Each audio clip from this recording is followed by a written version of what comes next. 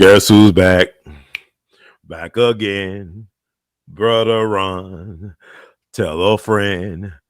Guess who's back? Guess who's back? Guess who's back? Guess who's back? Guess who's back and still black, y'all? Is your friend, Brother Ron. And this is We All Be News Free Dixie for the 21st century. That's We All Be News Free Dixie for the 21st century. Tell a friend. Tell a friend, Brother Ron is back into his house because we all be in it to win it. We all be in it to win it. Thank you all for joining us or tonight for this interesting show in these interesting times. Thank you, A.L.L. Truth. Yep, we in here for the one. Salute King Ron. Greetings to all. Peace to the guys. That's right. It is our time to shine. You know what I'm saying? We here. Thank you, bro. Nori Neal. We love you all madly. And we got a lot to talk about, folks. My cup has runneth over, as they say. There is so much to talk about. A lot of things I wish we didn't have to talk about, but it needs to be talked about because we are living in the fierce urgency of now, like Dr. Martin Luther the King Jr. would say, or Michael King. You know, he said we live in the fierce urgency of now. And he said the human salvation lies in the hands of the creatively maladjusted.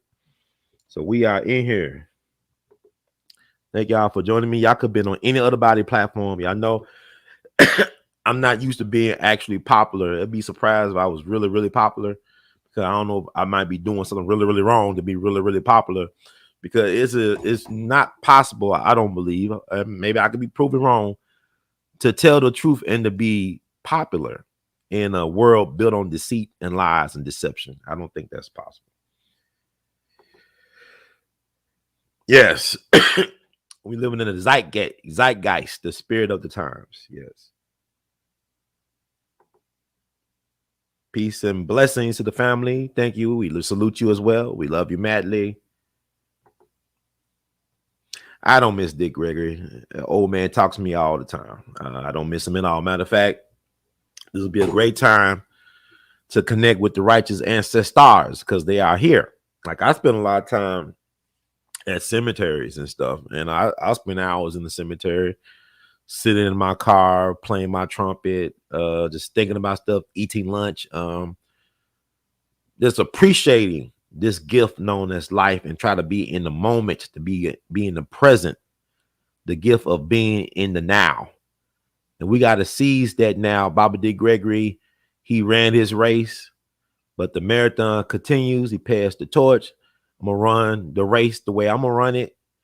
And I'll pass it when it's time to pass. Now is not the time to pass it on.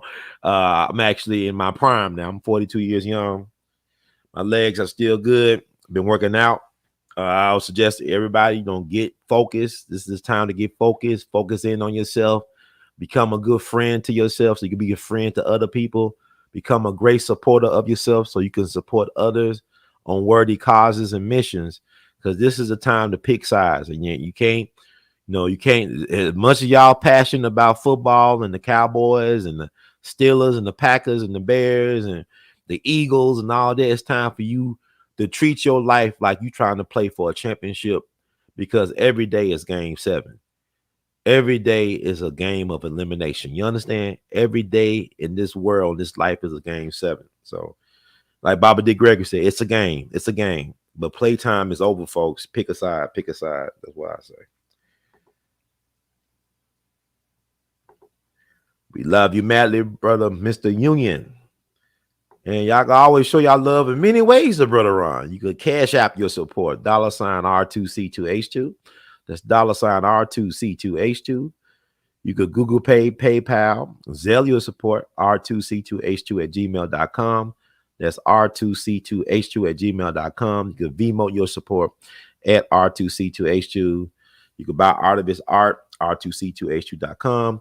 You can wear artivist art. And YouTube been playing some interesting games with my work. Like I said, there's a lot I want to talk about in the very near future. And we're going to get to that as soon as possible. Got the light bill company calling me this late at night, but hopefully they won't turn off the broadcast while I'm talking to you all. See, all these things come to your doorstep. I ain't looking for no trouble. I ain't trying to hurt nobody, but it's out there. There's a lot of dangers out there. Danger, danger, danger. We're gonna talk about that tonight. Also, you can buy artist art, the Teespring location. I'm trying to find Teespring. I can post it here because people always ask me where can I get shirts and whatnot. And I apologize to folks I haven't gotten back to in terms of emails and phone calls and texts. Been busy working on some things that's going to benefit us all in the very near future. So you can always go. Let's see. R2C2H2 place on Teespring about artivist art and gear. You know, you want to support this work and also be wearing some fly gear at the same time. I'm gonna post that in the MLGW. Yep, they called me and when automated calls. I'm sure I owe some money. I know I owe some money, but hopefully they don't want to interrupt this this podcast, this vlogcast that we're doing. So you can support the artist so you can pay his rent and light bill on time. Because I want to thank everybody who have been donating as you're going to a worthy cause, keeping me in my apartment, keeping bills paid that I need to be paid. But I thought to myself, if I show the people that I care and I keep on putting myself out there, that y'all got my back. I know some of y'all have been listening to me for a long time. Some of you all have benefited from some of my information and my craziness and getting the word out about certain things. So I appreciate those who have reciprocated the favor of me supporting you, you support me, and we support each other because we are family. We are family because we all be in it to win it, man. So you go to our 2C2H2's play, buy you that artivist gear.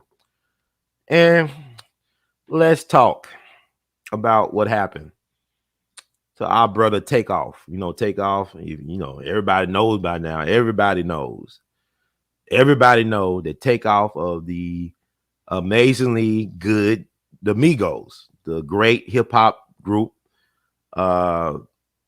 tragically got taken out of this world earlier this morning, this being today, November 1st, 2022, down in Houston, Texas.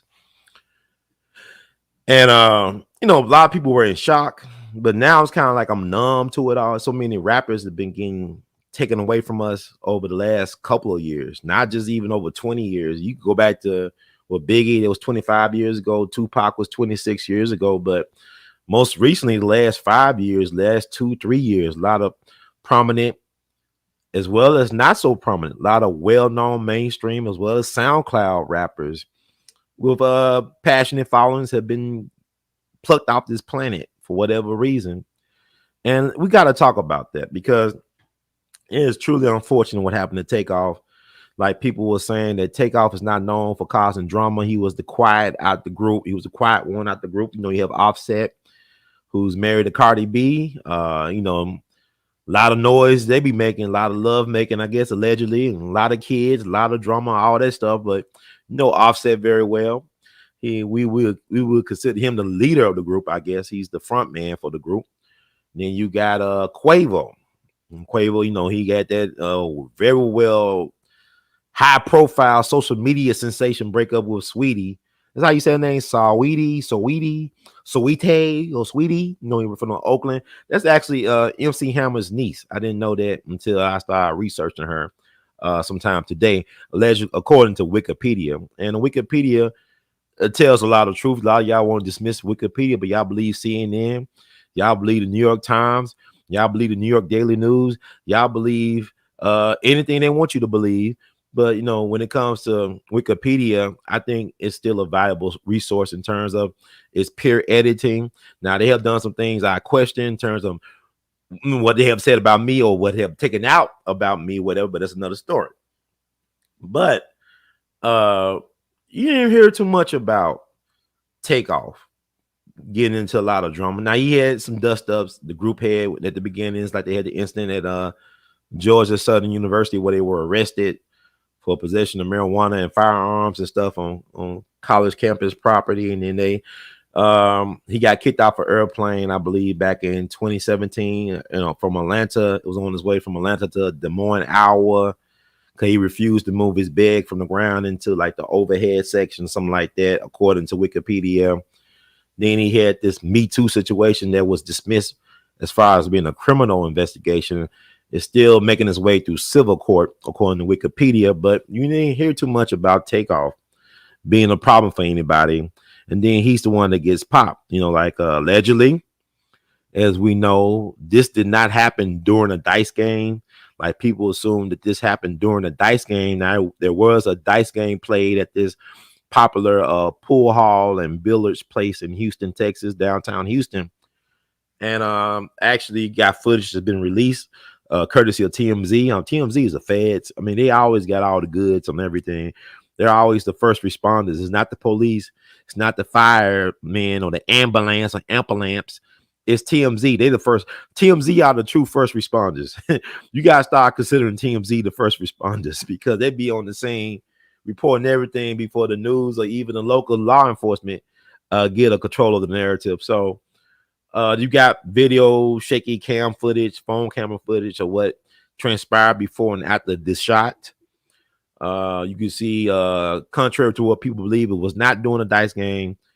Quavo, who is the uncle of Takeoff, who is also a member of the Migos, he was in an argument, a verbal argument or confrontation with somebody over something about basketball and stuff like that. But you could hear in this recording that I seen and heard Quavo saying, "Let's go." And then as soon as he said that, that's when the commotion, you can hear some shots fired, alleged shots fired.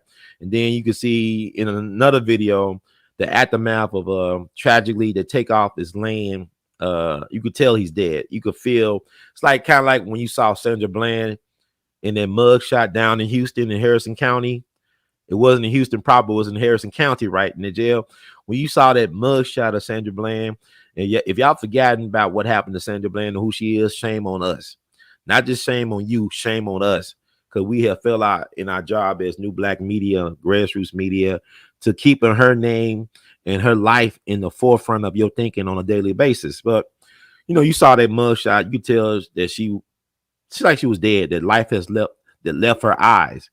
Same thing, you look at Takeoff, you could tell that the man, the soul, the spirit known as Takeoff no longer was possessed in that body.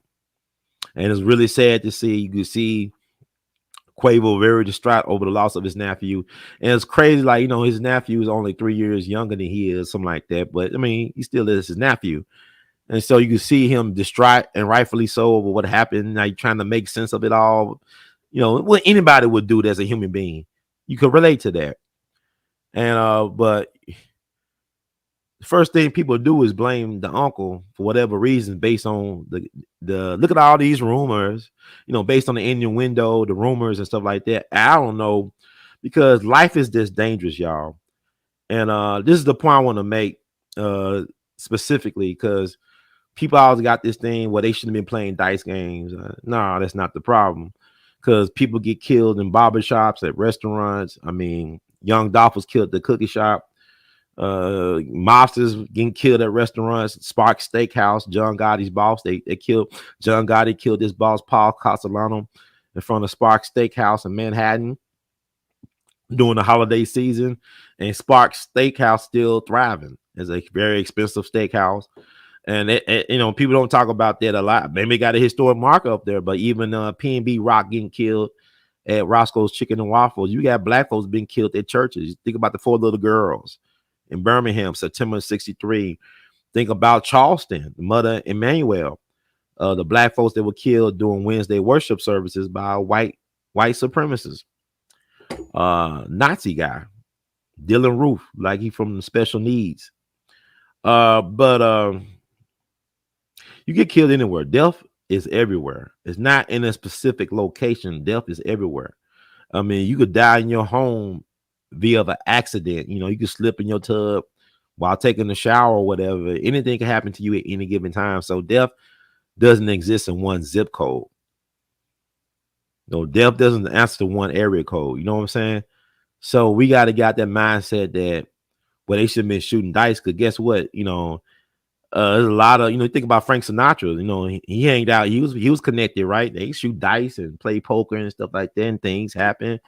But they had a somewhat controlled environment. There's a lot of things you don't hear about that so-called wealthy people do all the time. They just people. They human beings. But difference between a celebrity at that status versus just the everyday person, they got more access to things. They could bring out the worst in them, or it's like they could give you the things that could be the tools to empower you, or the weapons that could be used to destroy you. The choice is yours. The way you use the tools and resources that are at your disposal determines your empowerment or your demise. So with that said, I don't think the dice game was a problem for them to do what they do, because people do what they do. Think back in the days 100 years ago, they had speakeasies during the 20s. You had high society folks going to underground clubs and stuff, getting their buzz on. Organized crime ran it. Jazz and booze and doing the Charleston. We're gonna talk. Speaking of doing the Charleston, we're gonna talk about Charleston White later on. But people act like, okay, you got to enjoy yourself. You can't be afraid to live your life, regardless how much time you have in the tank. You know what I'm saying? Everybody has an expiration date. As far as I know, we could have some vampires among us, some people that figure out the immortality thing. They do the time traveling thing. I don't know everything. It's like what President Harry Truman once said: the only thing new is the history that you don't know. So the only thing new is the history that you don't know. So what Quavo and Takeoff and them was doing, people do this all the time. Don't act like this is like, man, they should be there and this and that. Like I said, people get killed in churches. People get killed movie theaters. People get killed anywhere at any time. You had a person used to work in the Bill Clinton's White House that resigned from working for Bill Clinton. She actually ran a Starbucks in Georgetown, and she was murdered with her night crew in Georgetown at the Starbucks. Now, I'm not going to tell you her name. I want you to look this up because nobody talks about this, because she actually knew Monica Lewinsky, this lady who's working at the White House. And I think she was from Baltimore, but she got murdered with her night crew at Starbucks in Georgetown in Washington, D.C. back in the late 90s. Look her up. Take a look. She's online. So I'm not saying you get killed anywhere, anytime. God don't play favorites. Death don't have no, death is death. Death don't care about how much money you was worth, how good looking you are. Death gonna take you. Death doesn't discriminate. You understand? Death doesn't discriminate. And also, people talking about, well, Twitter should take down the video of Takeoff laying dead, because it'll harm the families and people. I said, no, they shouldn't take that down. I'm gonna tell you why. Because you gotta know that this stuff is real. We can't keep on playing make believe like this stuff ain't real. Your actions have consequences. I'm not talking about Takeoff. I'm just talking about in general. This stuff is real out here. It's interesting. Think about we're approaching November 22nd. Think about how the Kennedy family must feel to see the footage of JFK getting his head exploded like a watermelon replayed over and over again. Think about the movie JFK, front and to the back, front and to the back. Think about this Zapruder for you see that everywhere. That's the president of the United States getting his head blown in broad daylight in front of a large audience. And it's recorded for posterity. And I don't believe they should censor that. You should know that the stakes are high. That black lives, especially black man lives, are treated as collateral damage. It's like with the same folks that would tell social media to take these videos down are the same folks that would have told Mammy Till, don't show your son's face in that casket like that. Please close the casket. I'm gonna tell you something. I think everybody can agree with me, as who's listening now, who's going to listen in the future to this podcast, is that once you saw that face of Emmett Till, you can never forget it. Once you see his face, what racism and white supremacy really looks like, you can never forget that face. Muhammad Ali saw that face when he was a kid. He was around Emmett Till's age when Emmett Till was lynched. He never forgot that face he saw in the newspaper. Rosa Parks never forgot that face. When she was sitting on that bus refusing to move, she said all she could think about was the face of Emmett Till, the face of Emmett Till. She think about his face. And what a society that thinks that okay to be done to a 14-year-old black kid Why should she go along with the rules of that type of society? So if you look at the Takeoff video, him showing, I don't have a problem with it. I know y'all might think that's cold hearted. It's not, because people got to know that the stakes are high, that this stuff is real. Your words create worlds. These rappers out here casting spells. They doing spirit cooking. They don't even know they doing it a lot of times. A lot of times they don't know. Takeoff, really, he was conscious of what he was doing because he was on Drink Champs recently. And he talked about how in his lyrics and his song and his art, he makes it well known that he doesn't dabble in the death thing. He don't talk about his early demise and being dead and death. He said, if we can talk about driving luxury cars and getting money and then it manifests, then there's something to that. It's manifesting. So whatever we talk about, we create. Our words create worlds. Our words create worlds. Our words create worlds.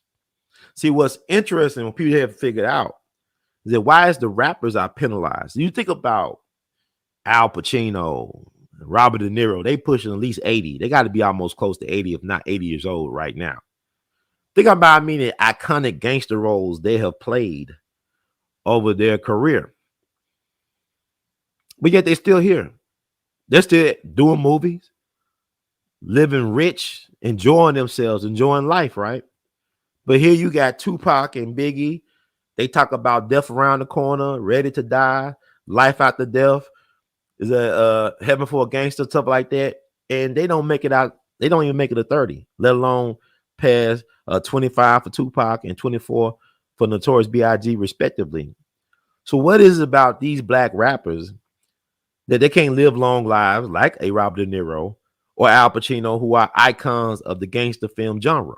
But gangster rappers they don't live that long, it seems, for whatever reason. So they're like, you gotta know something, because you gotta go back to what Kanye West, when he was on Drink Champs, the last time before this last time that they took down, which was kind of like, to me, like a sacrifice to make Puffy a billionaire.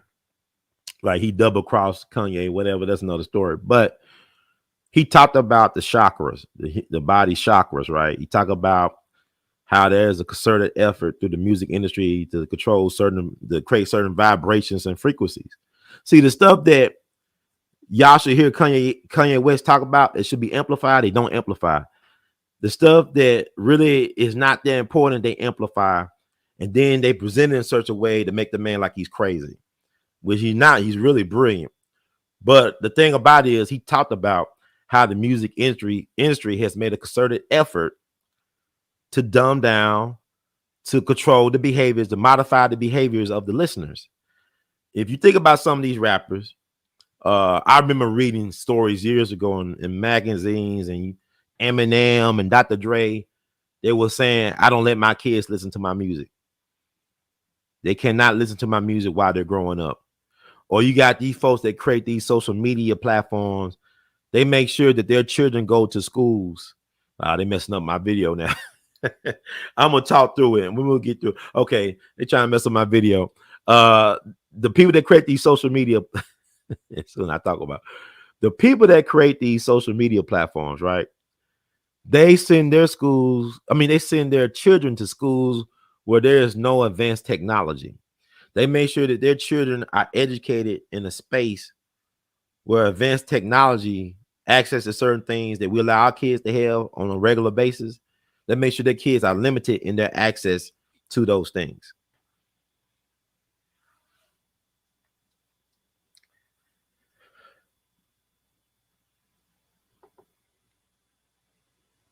Yeah, you don't forget though that Kendrick Johnson face. Yeah, the brother down in Valdosta, Georgia, was found wrapped up in the gym mat there, like he did that to himself.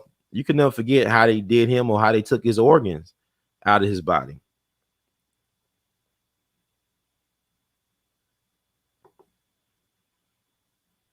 Yeah, that Emmett Till thing is powerful. I mean, you can't forget. Once you see that, you can't forget it. It stays with you for the rest of your life. I saw it when I was in grammar school as well, and it never left me. I think can y'all see me and all this stuff? I don't know. Like they're playing with my feed.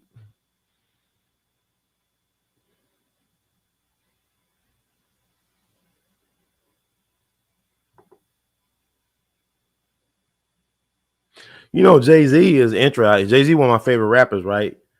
He said, I think he was reading through when he was in sixth grade. I think he was reading at the 12th grade level because he used to read voracious readers. They're like Nas. You guys used to consume books and stuff like some people smoke cigarettes. So it's interesting, but you look at it now, it's kind of weird with some of these rappers.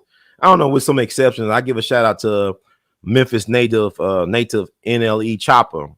He's a very impressive young man. Like he's young enough or old enough rather to be my son because he was born in 2002, and that's when I graduated from college.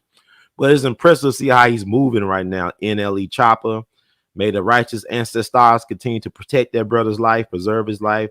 May he keep on investing back in his people as well as himself to do for the greater good. But NLE Chopper, I'm really impressed with that brother in terms of the way he moves. I don't really listen to his music a lot, but I like how he's moving in terms of trying to empower the people as well as empower himself. Okay, video good. Thank you, Luna, for that. Always a pleasure and a blessing to see you around. Thank you, Influence 1414. Thank you so much. We love you madly. But the Takeoff thing, see, people keep on saying he ain't known for this and that, for getting involved in anything. We don't know these people like that. They're celebrities. I don't know his personal life. I mean, the image of him is being quiet and to himself and non-controversial, right? Like even the night or the morning he got killed, witnesses said, he wasn't even trying to get in with anybody. He was just vibing by himself. He was really mellow out and cool and chill. And it's unfortunate he got shot in the head. Now, early reports said it was somebody from their entourage that shot him in the head. It was so-called friendly fire. You never know with these type of things. Like my Jegna, Mr. Emerson Abel Jr. used to say, nobody dies a natural death in show business. So you don't really know if it was an accident or was he targeted. Was it an accident or was he targeted? It was like that thing with Malcolm X, when the crowd, before he started speaking, what did the guy do? Get your hands out of my pocket. It was like a distraction. And then Malcolm was trying to calm the crowd down. All of a sudden, the brother came down in the middle of the hallway, whatever, the center, of the room, and started blasting Malcolm away at the stage. I don't know what happened because I wasn't there that night. But it's like people are leaking stuff. For some reason, people don't trust the police. They're going to media outlets or they're putting it out on social media, what happened, sharing video footage. They're not really trusting the police for whatever reason. But there's been a lot of rappers getting killed down in Houston over the last year. Over this year alone, 2 Memphis rappers been killed in Houston. Snooty Wild got killed in February. He was connected to Yo Gotti, CMG back in the day, I believe. And this sister I never heard of really until she died. Because like Biggie said, you're nobody till somebody kills you. Y'all know what I'm saying? So this sister got killed recently in September. Destiny Govan, who performed as Lotta Cass Desto. She was killed in Houston September 24th, 2022. They actually caught a person that may be responsible for her death because she shot back. It either was a road rage incident or a carjacking, but they shot at her in a Porsche SUV with a friend or acquaintance or whatever. And then allegedly she shot back. She was strapped too, and she shot one dude in the stomach that they caught. And I never heard of her, but she was signed to some major well-known rapper. Y'all probably know the name of the rapper. Let me see. It's a lot of information, but you can look up a Lotta Cass Desto. She was on her way up and coming, just 25 years young. But allegedly got the person responsible. There's a lot of cats getting chopped down in Houston. But it's not just a Houston thing. It's just it's a life thing. I don't think that one place in particular is a death sentence for rappers to go to. I mean, even look at Dallas. You had Mo3 getting killed in Dallas. You know, and he had Duke the jeweler. You know, Duke the jeweler, the jewelry maker out of Chicago, got taken out of here after a little Boosie concert, and that's crazy in itself. I gotta read on this. Lot to digest with this stuff going on. But my thing is, I never cared about jewelry like that. You know, I got aunts and uncles, they love to wear jewelry. I got an auntie, she wears tens of thousands of jewelry on her person when she goes out to eat. She lost a $2,000 piece of jewelry not too long ago at a restaurant. They probably just took that and kept it because she went back there to see if they found it, and the people said they didn't find it.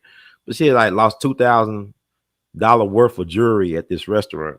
But she loved wearing her jewelry. She tens of thousands of dollars worth of jewelry on her person. But imagine a person wearing $1 million worth of jewelry in a place that's not his hometown with no security. This man walking around with $1 million worth of jewelry that he made. He's gifted. He made this jewelry with no security. He just walking around posting on Instagram. And I got this arm at this location, yada, yada, yada. Then they take him out of here. But allegedly, Boosie wanted to do some business with him to make some jewelry for him. But I just think that was strange what happened to that brother, because he was at a I'm trying to see the details. Oh man. I'm trying to be like, you know, be more, doing more content for you all. Trying to do more content. But I'm gonna read from Lee Bailey's EUR Web. I think that's Black Media, because Black Media Matters. Trying to read from that. Let's see what it says.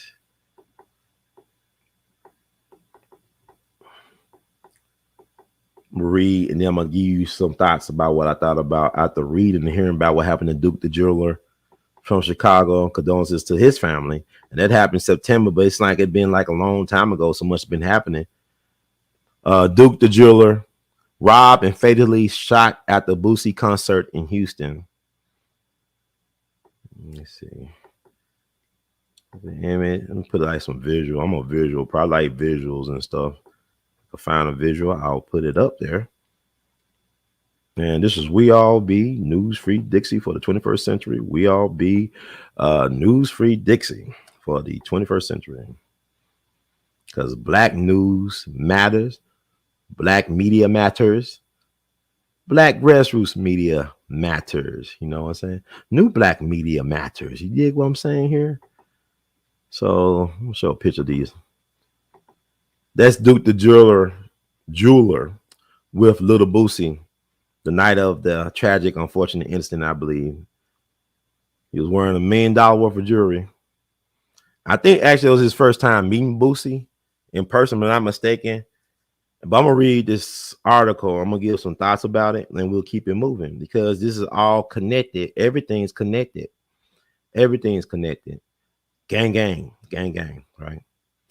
So let me find this. And thank y'all for y'all patience. We love you, madly. So let's read. Chicago's Duke the jeweler was reportedly robbed after winning $100,000 in a dice game. See, this happened before Takeoff, right? This is, see, like, yeah, like, you know, this always been like this. It's not just everybody play dice. Like Frank Sinatra, no guys used to do it back in the day. Okay. Chicago's Duke the jeweler was reportedly robbed after winning $100,000 in a dice game with Jay Prince Jr. He was ambushed and fatally shot while walking to his car, according to multiple reports. The robbery and killing reportedly occurred after the victim attended a Boosie Badass concert in Houston on Monday night. According to Sandra Rose, Duke wore $1 million worth of his own jewelry to the concert, which he flaunted in videos on Instagram. In one clip from the gambling game, he is seen counting a wad of cash. Okay, they're still available on Instagram. Boosie took to social media to explain the events leading to Duke's killing. Okay. We was in the garage. He must have walked outside to the parking lot. We was in the garage. We heard the shots, said Boosie in his Instagram stories on Tuesday. Like they was far away in the parking lot. He must have went to his car or something, bro. Dude was going to make a piece for me too. Damn. We had a concert last night. Shit must have happened when everybody was walking to their car, he continued. As reported by SandraRose.com, fans have slammed Boosie for not providing Duke with security while he was in Houston. Duke fans have also taken to social media to pay tributes to him. One person wrote, Duke the jeweler got killed off rich nigga, not being rich niggas, can't help everyone around a lifestyle they can't have. Another said, so Boosie conspired to help a young, successful black jeweler, Duke, killed. Yet Zaya Wade transitioning was the downfall for black men. Okay. So I read all that. It was interesting. First of all, nobody told Duke to wear $1 million worth of jewelry down to Houston and to come by himself. I don't think. I could be mistaken. But how is little Boosie responsible for this man when this is a grown man making grown man decisions and taking his life into his own hands, walking around a place that's not your, it's not your place, not your town, it's not your city. You're walking around, you know, letting people know that, hey, I'm in town, I'm in the H-Town, I got $1 million worth of jewelry on, bro. I just won $100,000 at Jay Prince Jr.'s dice game. Now the Jay Prince name pops up in the Takeoff thing, right? You know, because they playing a dice game. You got the mob ties. I don't know all the Houston stuff. I don't know it. Something about the mob ties people. Jay Prince. I think it was Jay Prince's birthday. I don't think it was Jay Prince Senior. I think it was Jay Prince Jr.'s birthday or something. I'll let y'all clear that all up. But Jay Prince's name is ringing out on these Houston streets, man, because he's like a dice game. Prominent person comes to the dice game from out of town. Prominent person gets whacked while walking to his car by himself, who's from out of town with no security around. There's no cameras showing him getting whacked. I don't know. What's that about? Happened out of the dice game. I guess you can't play dice games in Houston then. Nobody should. If you're out of town celebrity, do not go to Houston to play a dice game. Or a Jay Prince Jr. run dice game. I don't know. It's not funny, but what I'm saying is, it's like, why would Duke? I mean, he's from Chicago. He should know better, right? He's from Chicago. But I mean, I don't know, man. Because even if you have security, things can happen to you in Texas. Let's ask JFK. You can't ask JFK. That's the president because he dead. He had security. What that mean? But my thing is, people always talking about, like, you know, you go out to L.A. and places like that, you got to check in with the homies. I'm going to tell you something. There's no real OGs. There's none. Because these young guys are out of control. They have no code nowhere. The OGs don't exist. The people that would be the OGs, they in prison, like in Supermax, like Larry Hoover or Jeff Ford, or our brother formerly known as H. Rap Brown. Don't catch, if you put a call into them, I'm sure they will make sure that you have a safe pass through their city, through their hood, through their community. But them guys don't exist no more. Them OG shot callers in the hood, they don't exist, as far as I know. When y'all can educate me, I don't see it, because how's these rappers getting killed going to Jay Prince sponsored events? If this is son, junior, if it's the senior, Jay Prince Senior is well respected in the game, right? He's well respected in the hip hop circles. Then I think about these two Memphis rappers getting killed this year. Lotta Cash Desto and Snooty Wild. I mean, Memphis used to have a lot of love down in Houston. Houston used to love Memphis rap. You got to think about when I grew up, A.L.L and MJG, man, from Orange Mound. Man, I used to go down to Houston back in the 90s to visit my sperm donor, my father, whose birthday was on Halloween, but he's Jehovah's Witness. He don't celebrate. I used to go visit him and his second family. You would have thought that A.L.L and MJG was from the 5th Ward. How much Houston loved A.L.L and MJG, because they were signed to Suave House, which was headquartered in Houston. Houston always, It was always reciprocal between Memphis and Houston, that love. You even go back to the days of the 50s with Duke Rackets, which was started in Memphis by a white dude at WDIA, the first black radio program format in the whole country. Black radio started in Memphis, Tennessee. Put some respect on our name. Back in October 25th, 1948. But Duke Rackets was also started in Memphis. It wasn't started in Houston. It was started by a white dude named Dave James Mattis that worked at WDIA.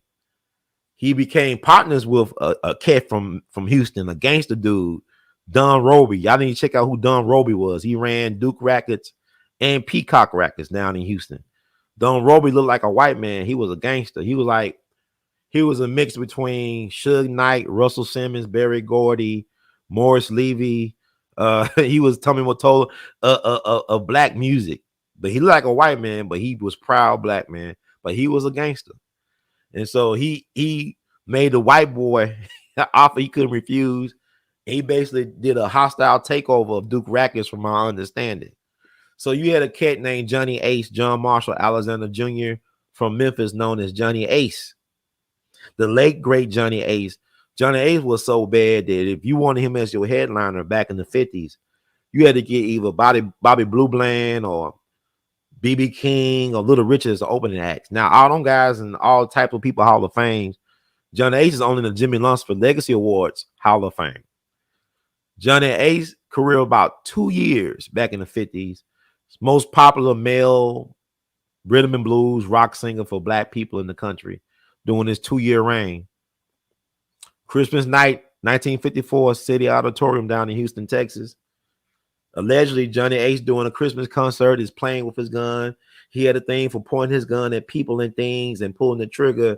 Sometimes when they'll be on the road, because them guys who travel on the roads, they do a one-night stand. It take them like several hundred miles to get to the next one-night stand. One-night stand sometimes. There's a lot of wear and tear on the body. So Johnny be bored. He'll be shooting at the road signs while they're driving. And he had a thing about pointing his gun at people and pulling the trigger and nothing happens. So he was backstage doing the Christmas concert at City Auditorium in Houston, Texas. Had his girlfriend on his lap, Olivia Gibbs. He was still married to his high school sweetheart, but Johnny had the side chicks, the mistress. He had all that, the trappings of fame. Didn't have the fortune. He was in dispute about his royalties being paid to him. Sounds familiar. You know how Tupac was in dispute over his royalties right before he died as well. He's trying to figure out where my money come in. So Big Mama Thornton, who was one of his label mates, you ain't nothing but a hound dog fame. She told Johnny, stop pointing that gun at people. You're going to hurt somebody. And it's all type of versions of the story, right? Some people said she took the gun from Johnny Ace and gave it back to him.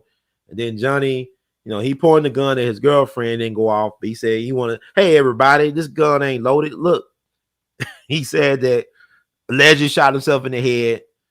They said Johnny Otis said that he had an expression on his face that was amazing. Like his eyes was this, and his hair was processed, but he was so shocked by what happened to him that his hair stood on end.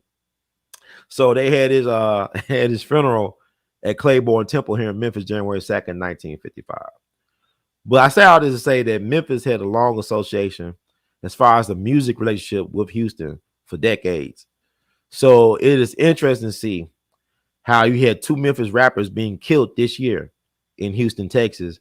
Whereas when I used to go there back in the 90s, you think like an 8-ball MJG was like, they were just as Texas as Houston as the Ghetto Boys back in the day. So, and by the way, Johnny Ace granddaughter is Led to See. That's his granddaughter from one of his jump offs. Led to See. The Grammy Award winning neo soul singer, amazing voice. That's his granddaughter. So look up Johnny Ace. But anyway, that Duke the Jeweler thing is interesting. And Boosie, he's connected to Mo 3 death. The Mo 3 was his artist. You remember, like, I never heard of Mo 3 until he was on Hot Boxing with Mike Tyson with Little Boosie, with Boosie Badass. They both was there because Mike Tyson was interviewing or lecturing or whatever you're doing with Boosie, and Mo 3 was there. Then the next thing you know, Mo 3 get killed in Dallas. And now I guess he got some new music coming out. And it's really sad because Mo 3 was actually very talented. Not only could he rap, he could actually sing, man. He could sing and rap, man. So we missed out on that. You know, it's unfortunate that they take the ones that got the talent, like a P&B Rock, like a Mode 3. And we all know that you hear about Boosie, they getting shot in Dallas himself while he was in the process of attending Mode 3's funeral, I believe. I don't know all the details. But it's like, it's interesting to see little Boosie in the mix with these sudden demises of these hip hop figures. You know, Mo 3 and now, you know, Duke the Jeweler. Fascinating. Cause I didn't know who Duke the Jeweler was. I'm not, a lot of these rappers, I never heard of them until they get killed, because you're nobody to somebody kills you. That's how, and it's for real. Because Dick Gregory used to tell me all the time, it's not how you live, it's how you die a lot of times that people remember. So, yeah, man, but Kershnick Carey Ball, aka Takeoff, gone too soon at the age of 28. He just missed the 27 club by 1 year. Had he died last year, he would be part of the 27 club. That's all the great artists who died at the age of 27. You got John Michelle Basquiat, you got Janis Joplin, Jimi Hendrix, Jim Morrison, a lot of cats that went out of here. I think Amy Winehouse is in the 27 club. A ragtime great that I love, Louis Chauvin. Y'all never heard of Louis Chauvin, but he was an amazing ragtime player. You know, Scott Joplin is considered the king of ragtime, not because he could play the piano better than anybody else. It's because he wrote the music down. He was like probably the most prolific composer of ragtime music. But what I love about Scott Joplin, that he would help other musicians who couldn't read music write their things down for posterity so they become immortal. And one person he helped do that was Louis Chauvin. Louis Chauvin was very talented. He was out of St. Louis. He played at the 1904's World's Fair, which was in St. Louis, I believe. But Louis Chauvin had a photographic memory. He could hear you play something once, and he could play it by ear and play it from memory, spotless. That's who he was. But he had a thing for women too. He was, he got around. He got around like Tupac. But that syphilis was no joke back in the day. So he died young at 27. But before he died, he collaborated with Scott Joplin to write down his masterpiece, the Heliotrope Bouquet. I listen to that from time to time because it gets you an idea into the brilliant mind of Louis Chauvin. And I want to thank the righteous ancestor, Scott Joplin, for immortalizing his brilliance so that we could enjoy other folks' interpretation of his work, the Heliotrope Bouquet. But anyway, yeah, that 27 Club is interesting. A lot of people, famous artists and stuff, creatives, died at 27. But let me see. Well, I'm gonna talk. Okay. Also, tomorrow is probably, I guess it's tomorrow on the East Coast right now. Tomorrow will mark the anniversary of Takeoff's solo project he did, solo dolo project. Let me see. The solo dolo project. I'm trying to look at his discography. Cause I like the Migos. Migos, man, they didn't get the respect that they deserve, man. The Last Rocket, right? That was his project, came out November 2nd, 2018. So we're on that would be the 4-year anniversary of his solo project, The Last Rocket. The Migos was like the Beatles of hip hop, man. It's like the dude named Charles Gambino. I remember he said a year or so ago, not that long ago, he thought that the Migos could possibly be the greatest hip hop group of all time. And folks laugh at that, but I'm gonna tell you something. Put some respect on that, because the Migos have set trends. They help predict the future of what was to come in hip hop. But for better or for worse, they help set the trends, the stylings, the way they did. I mean, you had Bone Thugs and Harmony, of course. You had Lil Wayne, you had Kanye West, even T-Pain, all this stuff. But the Migos got into their own lane and they represented well. And it's really crazy to think that all the hits they have, all these hits, whether it be their group or with collaborations with people like Drake or NBA YoungBoy or Travis Scott or Young Thug or Nicki Minaj or Cardi B, whatever, that they don't have a Grammy. That's an insult. And I think the Migos is probably the most important hip hop group to come out of Georgia since Outkast. And I love Goody Mob and all that, but I think they might be the one. You know, and they got to put some respect on their name, because I would put them in my top 15 greatest hip hop groups of all time. And that's saying a lot. You got to think about all the hip hop groups that, I mean, you know, Tribe, you got Public Enemy. I said A.L.L, MJG, 3-6 Mafia, you got Bone, but they up in there, they in the conversation. And the sad thing about it is that the Migos ain't gonna never be anymore, because it's like when Takeoff got killed, it's like taking away Left Eye from TLC. It's just something about him that held the stuff together. You know what I'm saying? Once you take him out the mix, because he was the one, from my understanding, my research, that urged his uncle and cousin to form Migos. He was the one that saw the vision for this Migos thing. So how can it be Migos without Takeoff? And so, I mean, I just send blessings out to everybody who's affected, you know, family and friends and admirers, by this untimely and unfortunate taking of life of this dear brother. I don't know him, but my thing is, it's not about location. It's about, like, these rappers gotta start taking accountability for the stuff they put out there that helps to create this environment. But it's not just the rappers though. It's the media corporations. It's the record labels. There's a lot of things. People gonna have to start saying, you know what?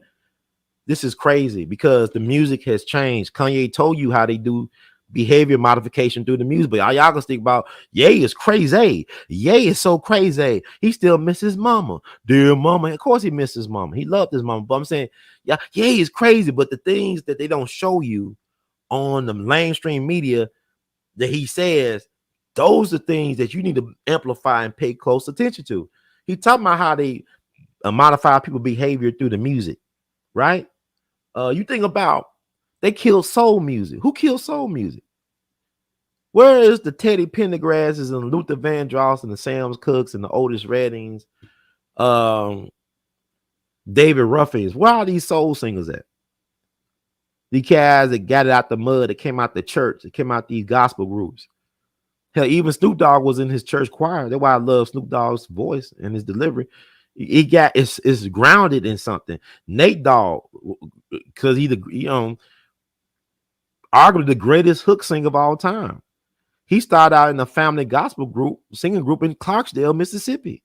Yes, smoke weed every day, from Clarksdale, Mississippi, not from Long Beach, but he was from Clarksdale, Mississippi, not that far from Memphis. Was in a family gospel singing group. So that's how he got that soul. Smoke weed every day. You know what I'm saying? Regulate. That came out the church. And we are so disconnected now, because a lot of young folks ain't going to the church for a lot of great reasons. Be honest with you. A lot of these churches are dead. They're the living dead, because they can't even attract and recruit young folks to carry on. And there's a reason for it. It's a disconnect, because really, quite frankly, we are living the biblical times. We're the living Bible. But they talking about what things that happened in the past, but we're living the Bible times now. We're living the biblical times.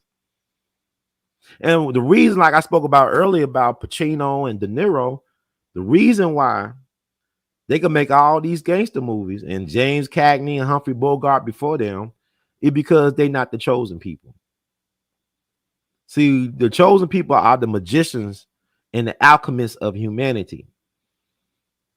When you are a chosen person, you're the one that could turn water into wine. You the one that could take a couple of fish and feed and make a feast for 100 people. Black folks got that magic. Who else got that magic? We could take something and make it into a fine cuisine. They give us leftovers from the hog. We make it into fine cuisine. The chicken.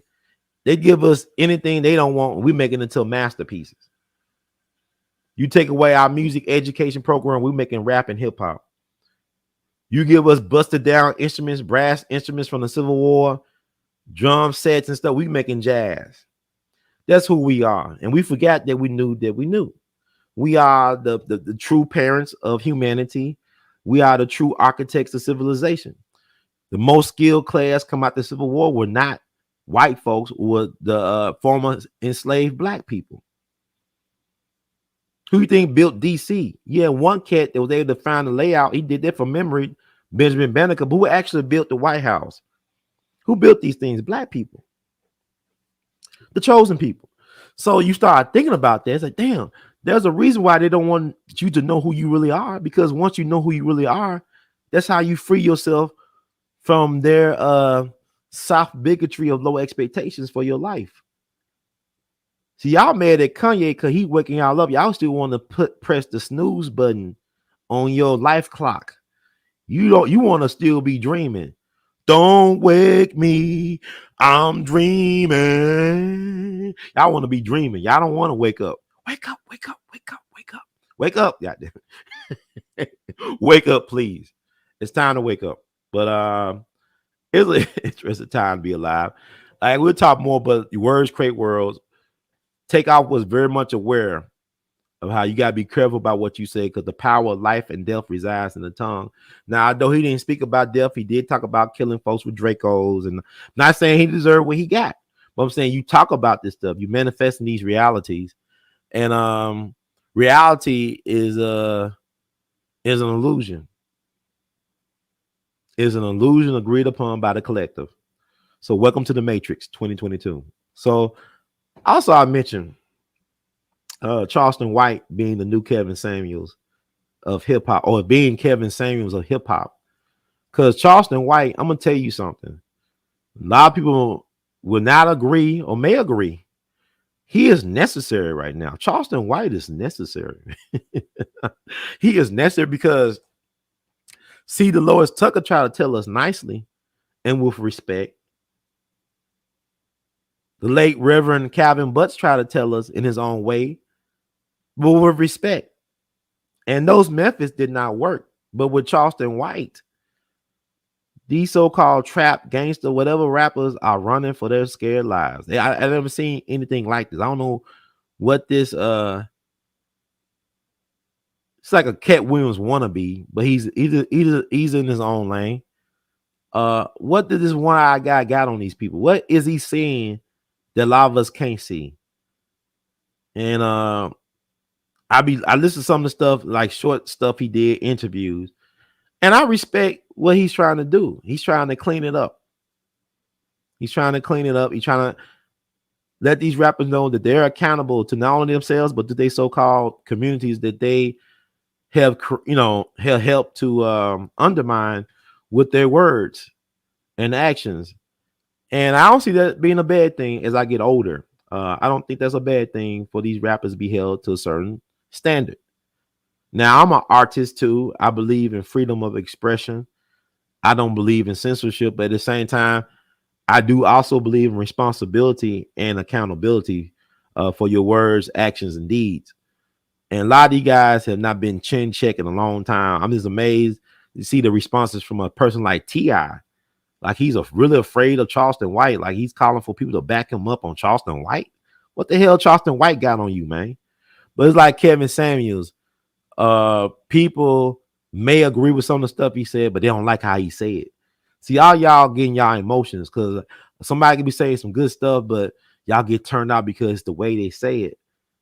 Can you, like, I can enjoy this piece of fish, but the bones could be problematic, but I can spit out the bones and chew the fat or chew the meat, whatever.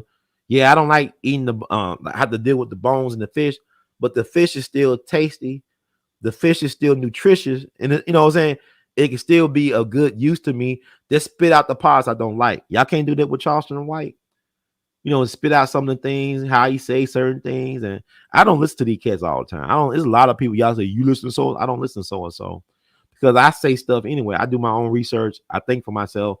But I think for people that worship celebrity, they idolize, idolize these people, Charleston White is your jab. You need that Charleston White jab to wake you up, to get you back on your good foot and in your right mind. I think he's necessary because we tried see Dolores Tucker. Y'all didn't want her. We tried Reverend Calvin Butts. Y'all wouldn't listen to him. He said, we're not against rap. We're not against rappers, but we are against those thugs. Ooh, ooh, ooh. I hope that Bone and Rufus is paying royalties to Calvin Butts' estate, because that really made that song. I mean, I love Bone when it came out. It was like gangbusters, but that part with Reverend Calvin Butts, and then he was steamrolled the CDs. Like, he not only would he steamroll the CD, but he made sure let's buy the CDs, let's buy these gangster rap CDs. They buy the CDs, so they gave the money to the corporations like Time Warner and stuff like that. Then let's steamroll the bad boys. That's what they did. And when you're young, you're like, man, cause music, because music is really promoted and marketed to you young people anyway. Because it's the young people that buy, they bought the tapes and CDs when I was coming up and went to the concerts and stuff and brought the merch. I mean, the music industry is not catered towards older crowd. It catered towards the young people.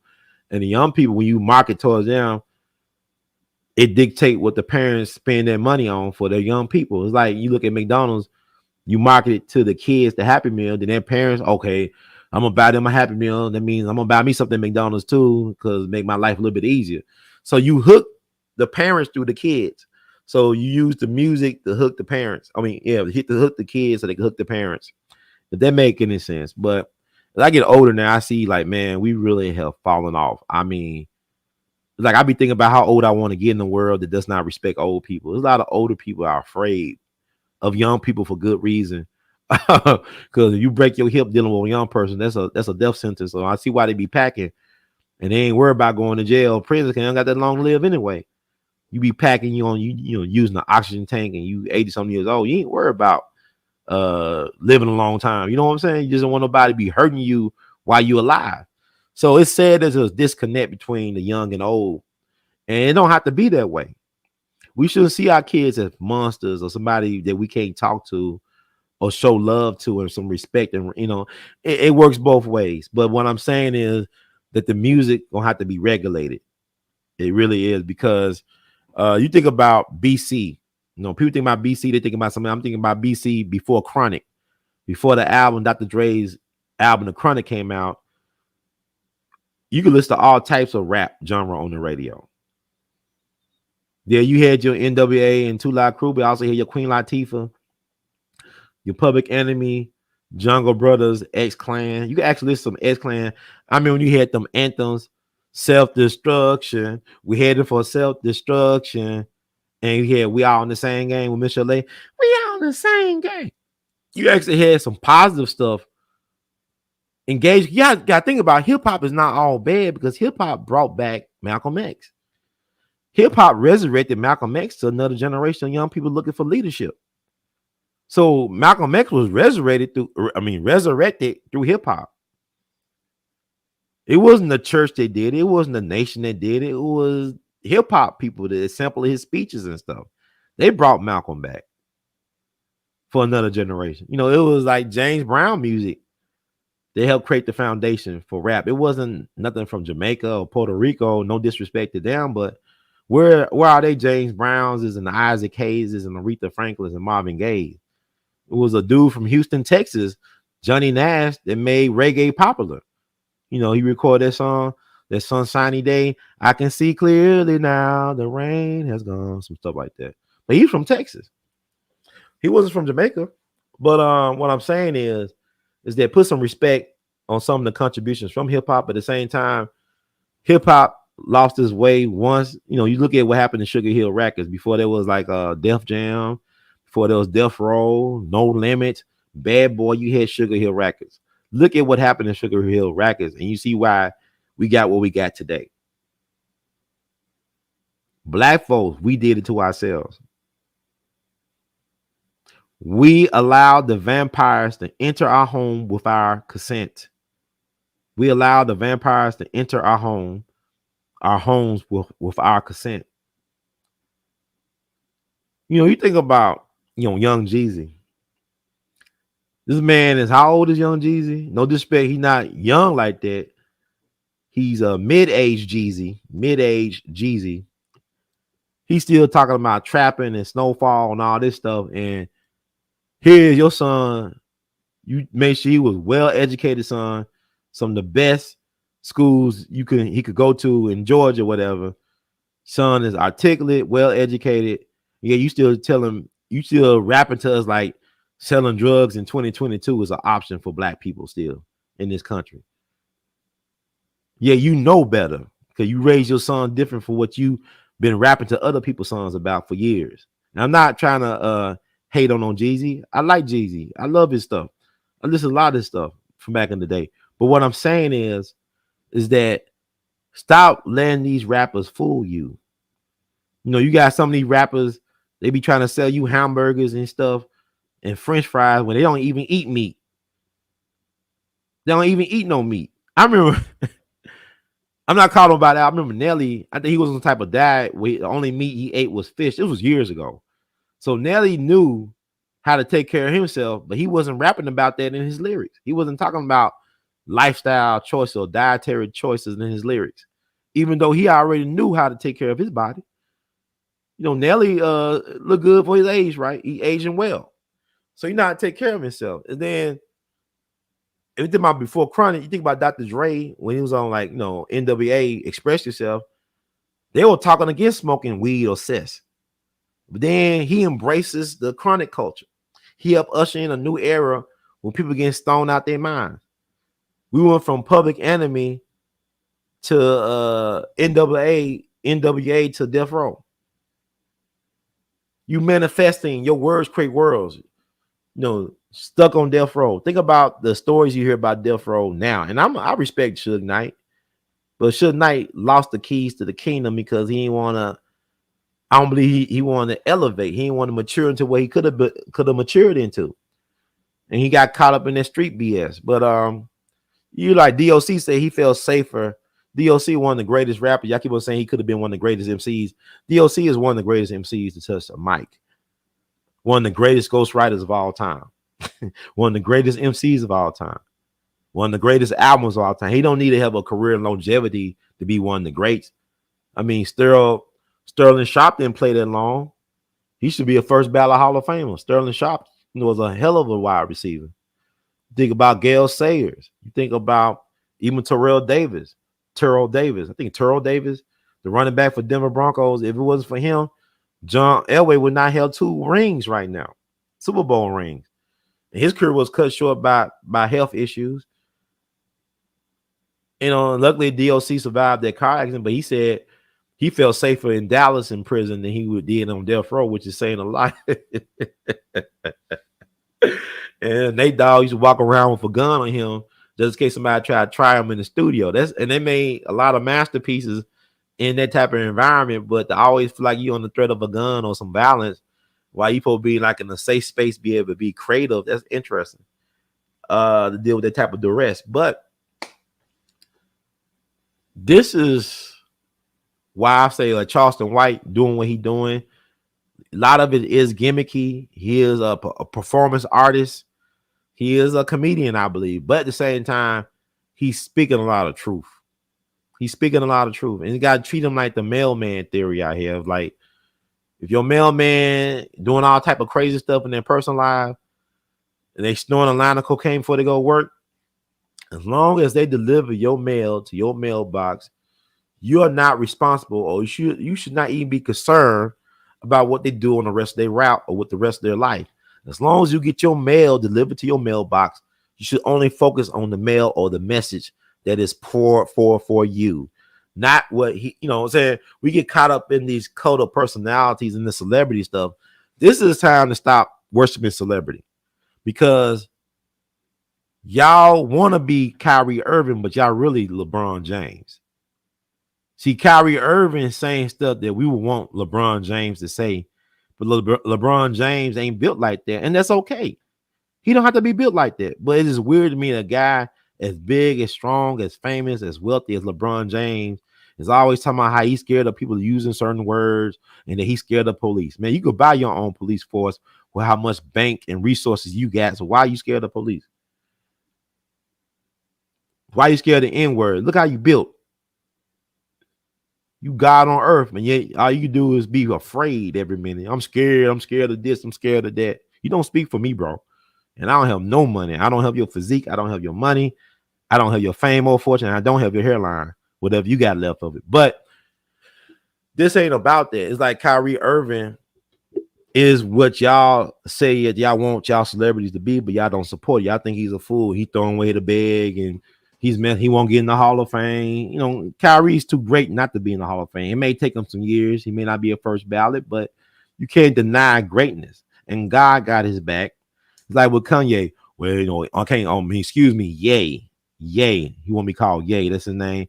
His mama named him Kanye, but I'm gonna call him Ye. His mama named him Kanye, but I'm gonna call him Ye. Cause I respect Ye, cause Ye might give me a bag to do this Jimmy Lunsford and 4 Pillow stuff I've been doing with no money. So I ain't worried about it. But even if he don't, but y'all keep on saying, well, I like what he's saying, but I don't like how he's saying it. How should he say it? Why is it that y'all like pretty lies instead of the ugly truth? See, the truth is like Kanye clothes. I don't know who wearing them, but they are here. They exist. The truth exists. Kanye shoes. I don't know why people buy them, but people buy them. Some people get it, some people don't. You know what I'm saying? But Kyrie, he's at the point where I'm not going to even try to explain this to you. I'm just going to be me. I'm just going to exist. You know, Kyrie was in Memphis recently with the Brooklyn Nets. They went to South Memphis to eat at the 4-Way restaurant. It's a famous soul food restaurant in Soulsville, USA, near the Stax Museum. But also the location of the restaurant is right across the street from the People's Grocery Store. So Kyrie is very woke, as they say. So he went down there, ate good food with those people, took a picture with the ownership. I met the ownership recently at a movie screening. They good people, and they always all smile. I'm sure he left them a great tip. But the 4-Way restaurant is actually located across the street where once stood the People's Grocery Store. The People's Grocery Store was ran by one of Ida Well's best friends, Thomas Moss, who was a mail carrier in the city, but also he was a respected leader. He ran a very successful grocery store, which caused him to be lynched.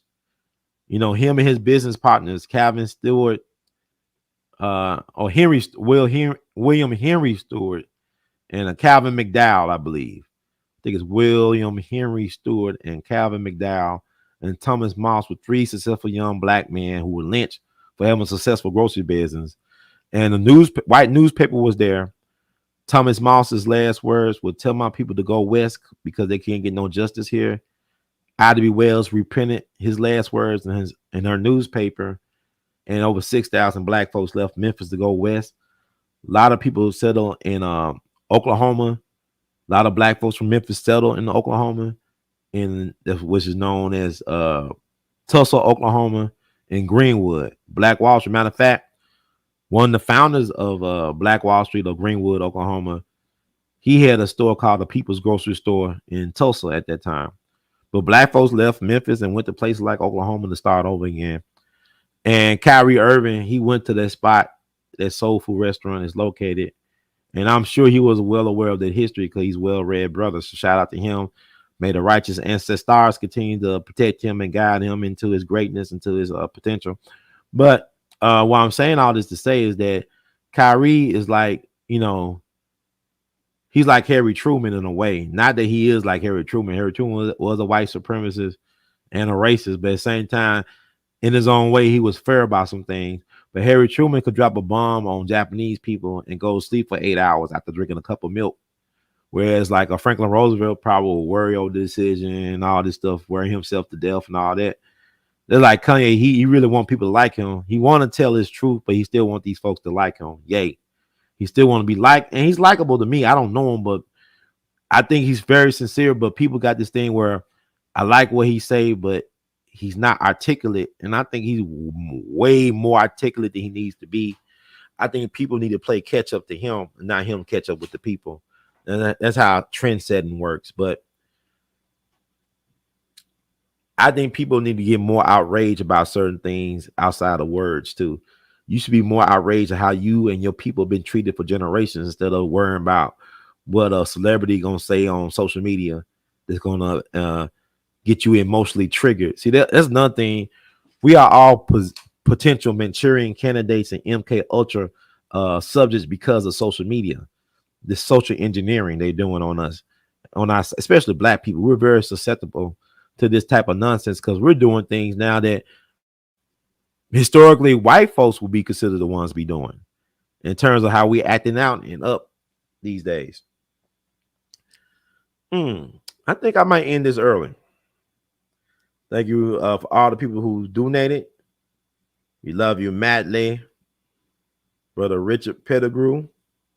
Love you madly. Let's see. So sometimes I miss people. I don't get everybody right away for whatever reason. And all the people who donate and support this channel, we appreciate it. But I think that's about it, man. I think I'll go sleep.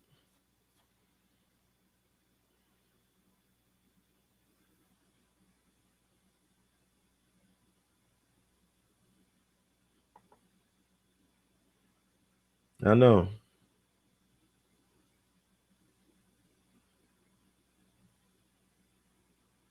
I was looking at y'all comment section.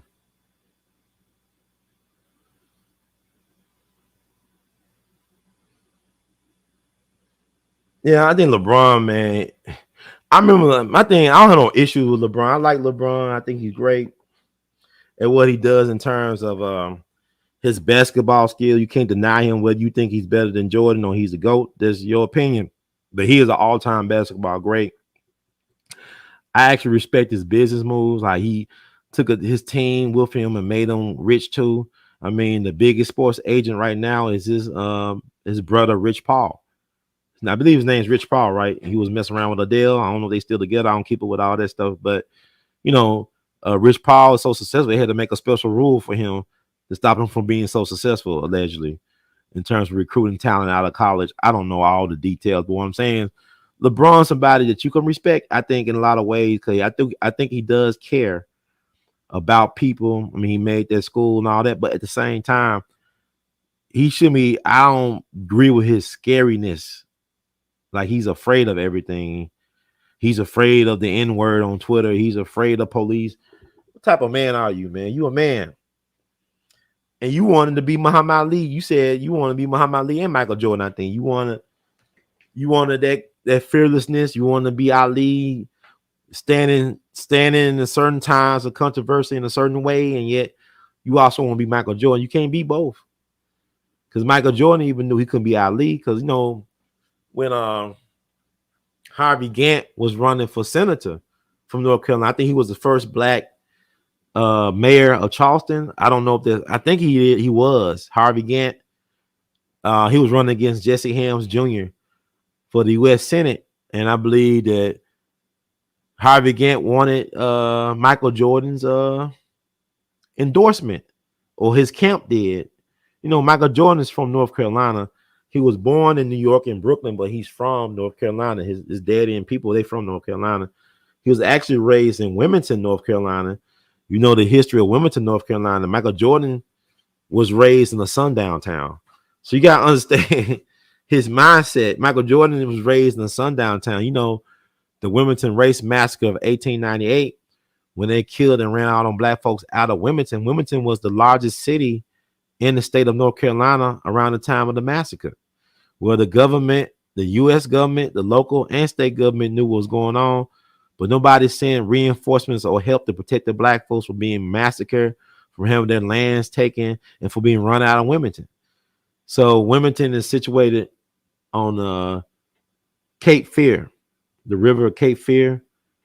I think the movie Cape Fear, it takes place in Wilmington, if I'm not mistaken. I don't know, but Cape Fear, Wilmington is where David Walker, who wrote the appeal to the colored citizens of the world, the appeal that led allegedly to the insurrection in Virginia, led by Nat Turner back in 1831.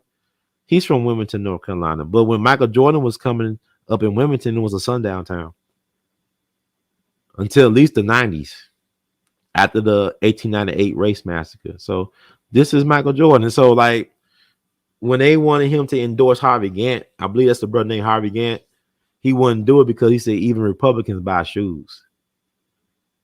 Even Republicans buy shoes. That's what Michael Jordan's response was. So he knew his place. So LeBron said, I think he want to be a mix between Michael Jordan and Muhammad Ali. I believe I read that somewhere several years ago. You remember when LeBron did that magazine photo cover with Tom Brady's wife, and he was King Kong and she was the white damsel in distress, and LeBron played into that. Like, LeBron is not a college educated guy. He came out to high school and all this stuff. So his life experiences and all that, I'm not making excuses for him, but I'm just saying, how could he not see how they was using him on that magazine cover? I couldn't see how they was projecting what they was projecting. But I mean, to each their own. But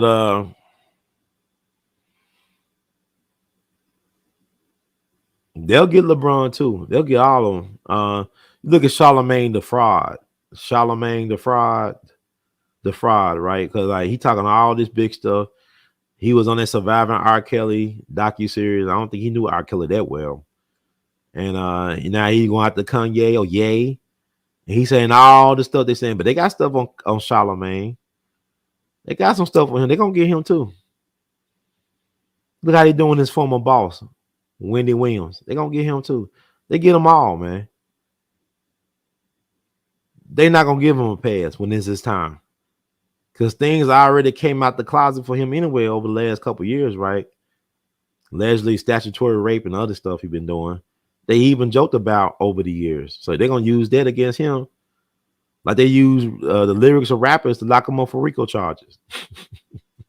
So I mean, it's gonna be interesting. These are interesting times we're living in. But with Charleston White, he got some interesting takes on things, but there's a lot of truth in what he says. And like I said, I don't listen to him a lot, but when I do listen to him in clips and bits and stuff, it's lots of I agree with what he's saying. But really, a lot of these rappers are not aware of the deals sometimes they make, but then they get aware of them. Another thing I want to talk about too, before I get out of here, I actually end early. I can end this early, I think. Thank you, brother Ronald King. We love you madly for your donation as well. And thank everybody who's donating online here. I'm not looking at the chats like that, but people are like, did they have insurance on Takeoff? Did his record company have insurance? I'm gonna tell you something. Ain't nothing wrong with these corporations taking insurance out on their subjects or their employees or whatever you want to call it. That's actually normal business practice. I got life insurance that I pay for on a month. I've been having this life insurance for years, so I ain't worried about nobody trying to have a GoFundMe, fish fry, or whatever y'all gonna do for my funeral, my homecoming services, because I got life insurance that I pay for myself. You got a place called Lloyd's of London, right, out in England. They insure body parts of famous people, like maybe they insure Tina Turner's legs or LL Cool J's lips. But people get their body parts insured just in case of accidents or whatever. Or you got some amazing hands or whatever. The Jewish gangster Arnold Rothstein, who trained the Lucky Lucianos and the Meyer Lanskys and the Buzzy Siegels, Frank Costellos, and all them. The godfather of American Mafia, right, was a Jewish guy named Arnold Rothstein. If you borrow money from Arnold Rothstein for bootlegging or for narcotics or whatever, he made you sign a life insurance contract. Because if you fail to pay him, he will kill you and collect on your life insurance. That's how that works. They even they dramatized it in the first season of Boardwalk Empire, where they showed these brothers they had to sign a life insurance thing with Arnold Rothstein. If they doing business, just in case they die on the job, they get his money, or just in case they didn't want to pay him, he could kill them and collect. So that's the cost of doing business. So why not have a life insurance policy on these rappers? It's a dangerous profession. It's a dangerous profession. I mean, where's the conspiracy? It's just a smart. I mean, but then there's a lot of rappers connected to Empire Records that have died over the last couple of years. That do raise an eyebrow too, or more. All things considered, but man, we are all blood sacrifices, man. I don't know if y'all know this. So people are like these blood sacrifices things, rituals are not happening on a mass scale. What do you think a war is? A war is a huge blood sacrifice. Even us, we're not dying of natural causes. I know people keep on saying so and so died of natural causes. How is it natural when your soil been contaminated with chemicals, when your food been contaminated, when your air been contaminated with chemicals? How you die a natural death? That's not in nature. That's in this system that's man-made that's killing us. Some getting killed fast, some getting killed slowly, but it's still killing us all. So how is this natural? It's only natural because we accept this BS. We are dying artificial deaths. We're not dying natural deaths. We're dying artificial deaths. We're dying artificial deaths, right? Like artificial intelligence. They're replacing us. We are dying artificial death, and they're replacing us with artificial intelligence. You see how it works? But that's don't take my word for it. Take a look. It's our online and not just in your mind. See how it works. See how it works. See how it works. That's how it works. And I don't know, man. It's really interesting. Like this time we're living in. Like, I'm learning now. Don't let people make you mad. Don't even let your family make you mad. Don't let your lover, your girl, your husband, your wife, your boyfriend. Don't let nobody make you mad. Just say, okay, it's only a matter of time. Then we out of here. You know what I'm saying? Like, it's not even worth getting mad at people no more. Because the thing about it is that when you are a truth seeker, when you really want to know the truth, it stopped mattering what people think about what you want to know. It really stopped mattering. Even be sure what you know that people don't receive it, because it's not for me to force people to receive anything. It's for them to find out what they want and for them to go after it. My job is to live my truest, authentic self every day. Like I said on Halloween, the scariest thing you can be on Halloween or any other day is yourself. That's it.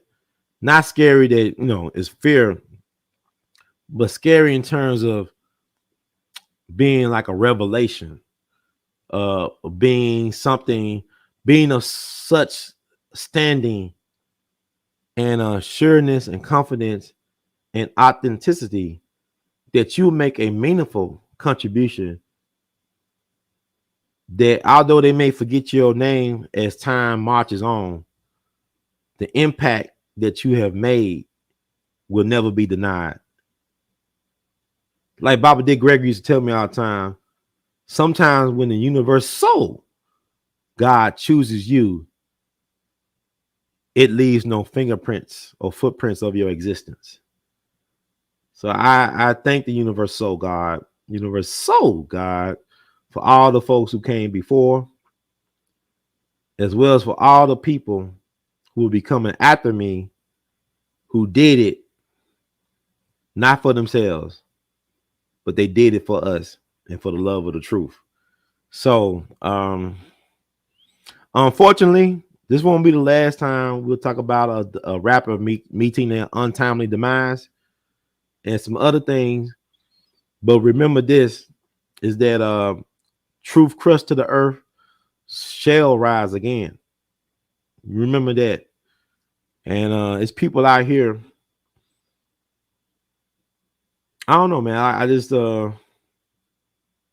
I also think that nobody can disappoint me anymore either. I finally learned that trust is not about, what people think trust is. Trust is more about I understand who they are.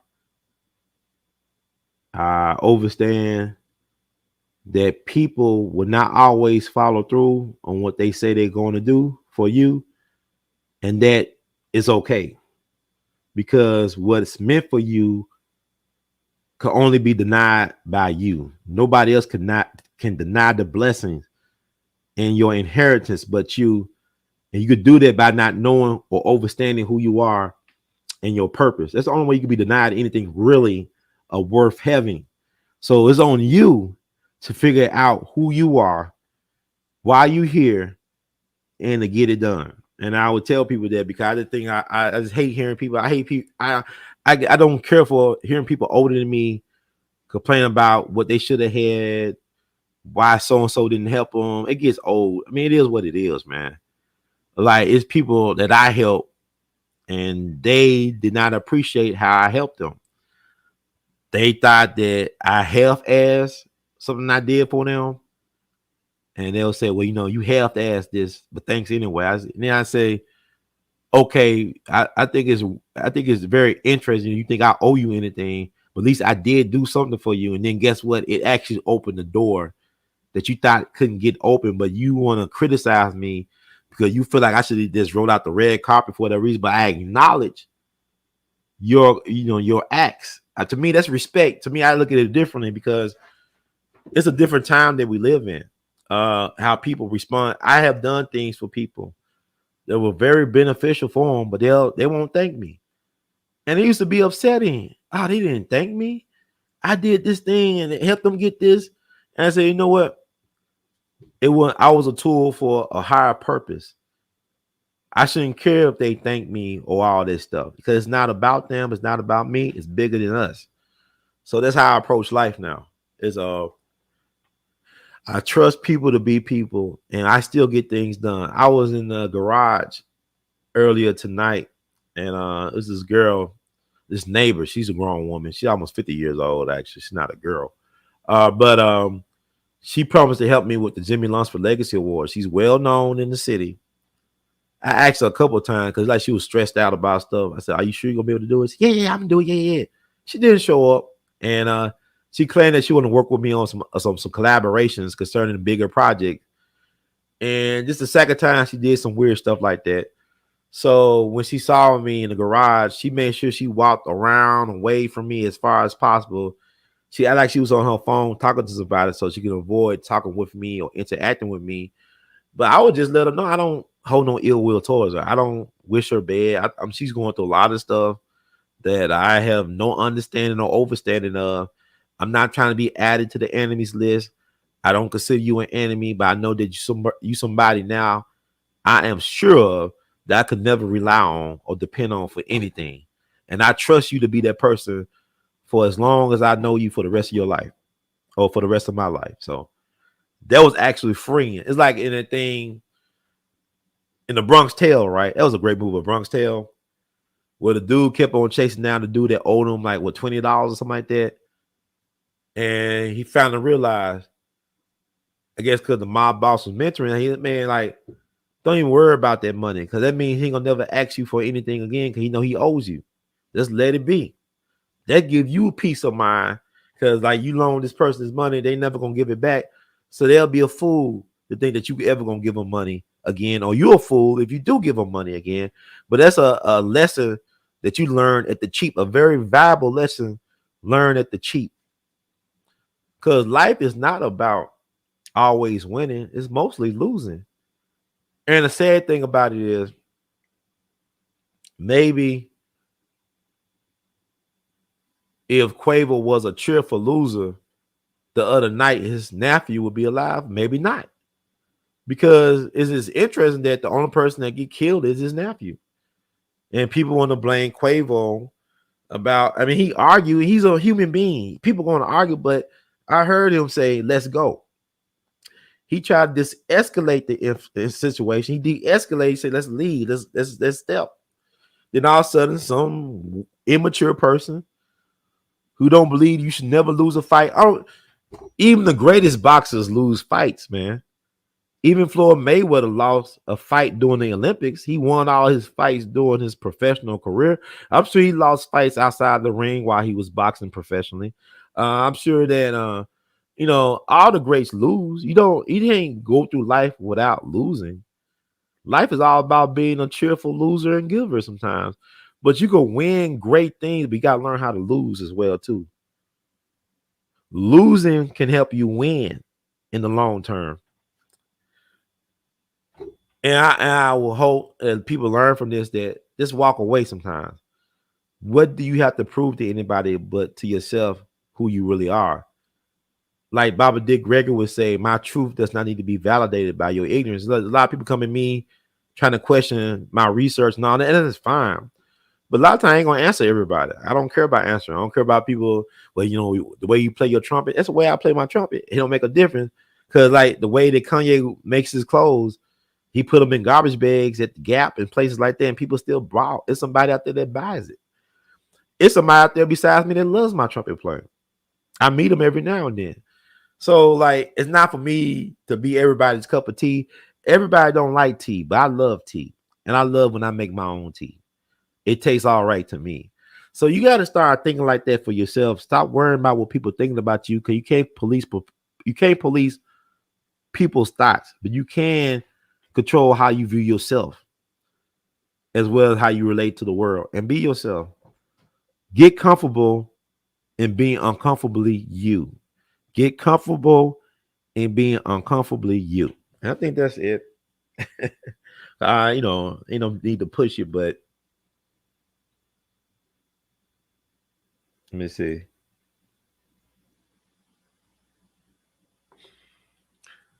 Yeah, it is. Winning and losing should be a learning experience. It's about learning.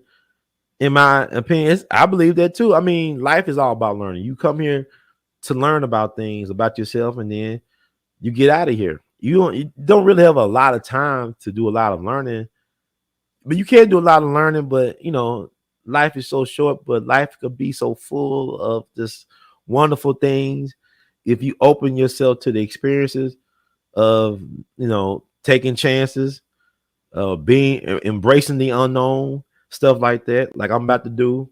You know what I'm talking about. And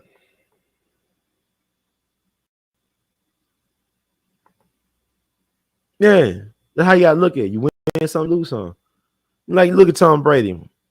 Tom Brady, I'm sure he would trade in some of those championships if he could get back that undefeated season. And they lose to Eli. They lose the most important game of the season to Eli by a helmet catch. You know what I'm saying? I'm sure he would trade some of those championships just for that one perfect season. But at the same time, they lost that, right? But didn't stop him from winning more. So you got to keep on going in life because the marathon continues. I received that message. Special delivery. Yeah, you're gonna suffer, man. You live long enough, gonna be some horrible things, terrible things that can happen. You lose loved ones, but at the same time, there's a lot of joy. You got to find the good in the bad too, and embrace it all.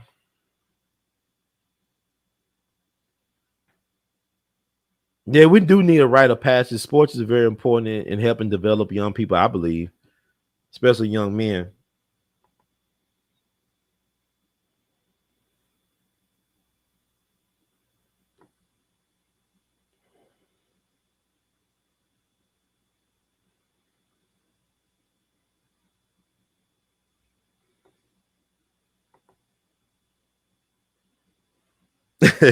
Well, people are interested, but some people that's bold though. So many relatives could be bold and still ask for more money, but it's on you though. I mean, everybody plays the fool.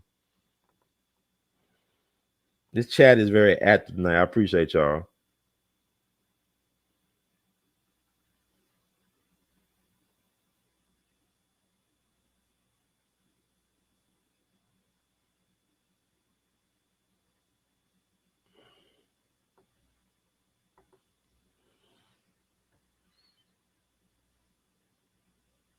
Yeah, even when you make partner at a firm, I'm hearing. I mean, I seen in the movies dramatized how you got to sign a life insurance policy they have on you. I mean, even as lawyers at a law firm. Um, I mean, it's a fact of life. I don't think people people try to make it all spooky. That's why I like, man, come on. Of course, they're taking life insurance policies out on people. I mean, you should be taking life insurance policies out on yourself and your loved ones as well too. So you don't have to worry about that GoFundMe mess. Because I had a person I knew. Oh no, she sold life insurance, and she was the main one talking about don't be that person trying to do GoFundMe's and fish fries to pay for your loved one's homegoing and funeral expenses. And guess what happened? Her sister unfortunately died, and her sister didn't even have no life insurance. I mean, she didn't even try to pay for life insurance for her sister, but she was selling life insurance to other people and didn't take care of home. And she's still cool people. I'm just saying, like, God got an interesting sense of humor when it comes to that type of stuff. So,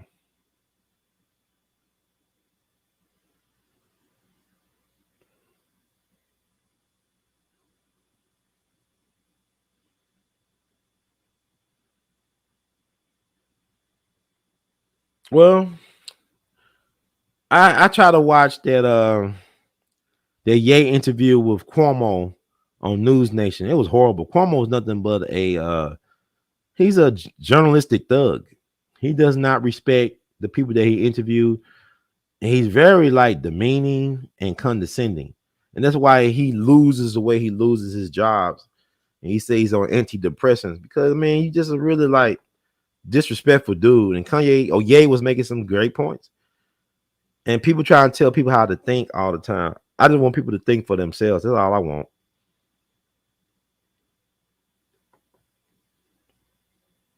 I gotta check out the Lex Friedman one. But you guys trying to tell the man that he's wrong. How he wrong when y'all treating him the way y'all treating him? And he said, for my experience, I'm sure there's people calling him behind the scenes saying, brother, I'm glad you taking the one for the team. Because Nick Cannon, see, Dick Gregory talked to Nick Cannon. Dick Gregory loved Nick Cannon. But he's trying to let Nick Cannon know that don't you know you're doing what I'm doing? You see what happened to me? But Nick Cannon thought he was charmed. He thought it was something about him that they wasn't going to touch him like they touched other people that came before speaking truth. And they touched his ass. And he backed off of everything to get his show back. It is what it is. But you had black folks that was ready to stand with Nick Cannon. But how far are we going to go with these people? You know, the thing about it is,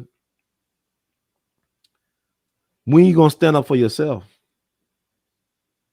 Instead of worrying about celebrities.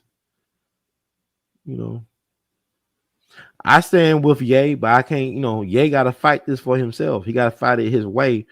I'm not going to get in his way, but also, I ain't going to speak bad on my brother because I know that he's doing us a service by putting his own self in jeopardy for the greater good. Because he was raised to be that person. He's Yeezus. Yeah, Nick ain't Dick. You right. Nick ain't Dick. He proved that.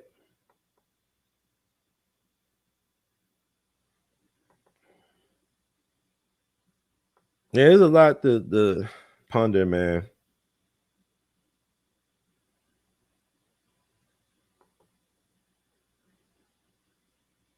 He did. It was unfortunate, but he did his job. I would commend him for sticking it out as long as he could. It's like what Charleston White said. They'll take the strongest one in the yard, right, and whip him until they say Toby. Remember like on Roots when they said, "What's your name? What's your name?" And they still whooping. They Kunta Kinte. Oh, I'm Toby. I'm Toby. Okay, stop it. I'm Toby. Stop it. Don't you know? Stop it. Don't you know? I'm Toby, man. So, I mean, we all got a breaking point.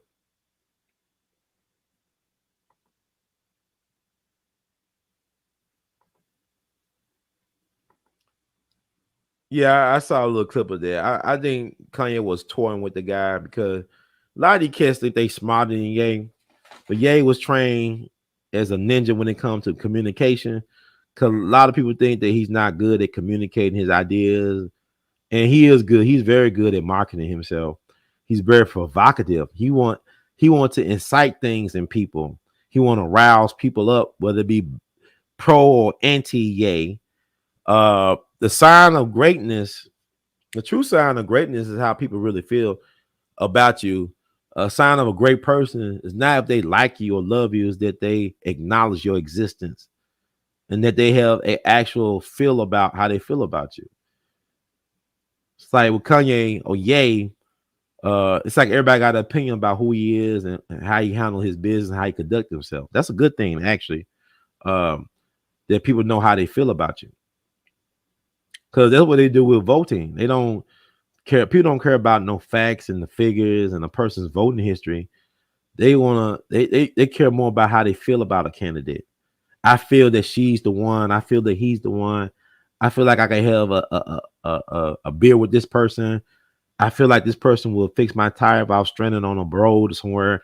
It's all about feelings, nothing but feelings.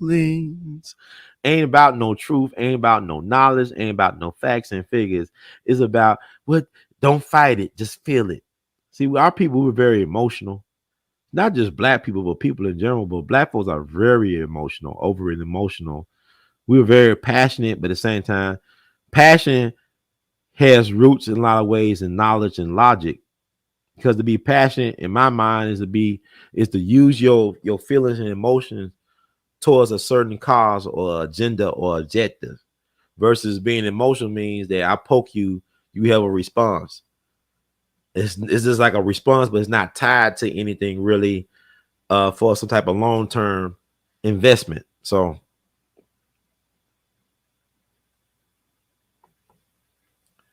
because Biden can't stump. Biden really is not fit for office, it seems, but that's another story. And Obama's, for some reason, Obama is great at getting himself elected. He ain't good at getting other folks elected. That's the problem. I mean, and, you know, crazy as it sounds, as divisive as this country is, I still think Obama, if he ran, can win a third term for some reason. I don't know why.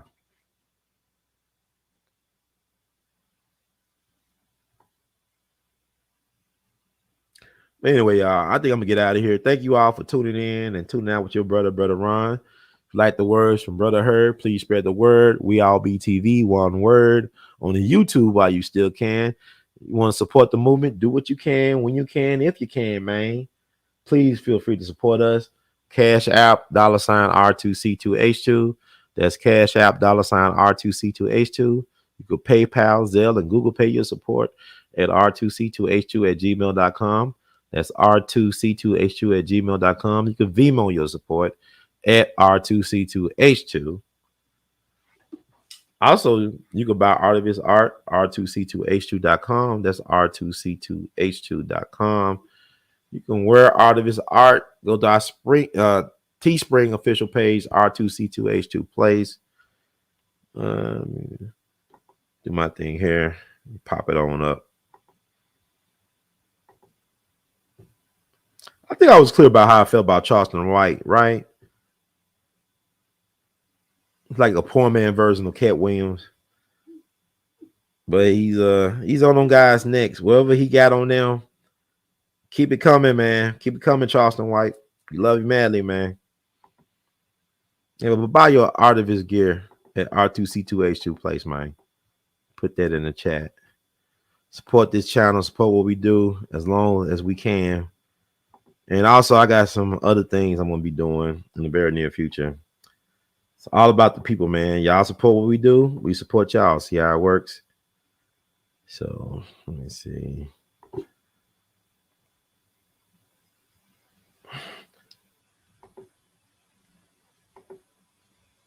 One about Dr. Sebi. That's a good question. I ain't think about that till you just said it. Now, what Nipsey Hussle been dead for 3 years.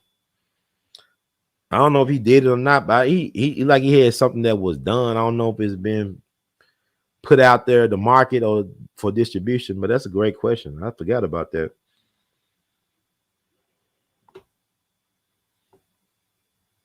Let me see.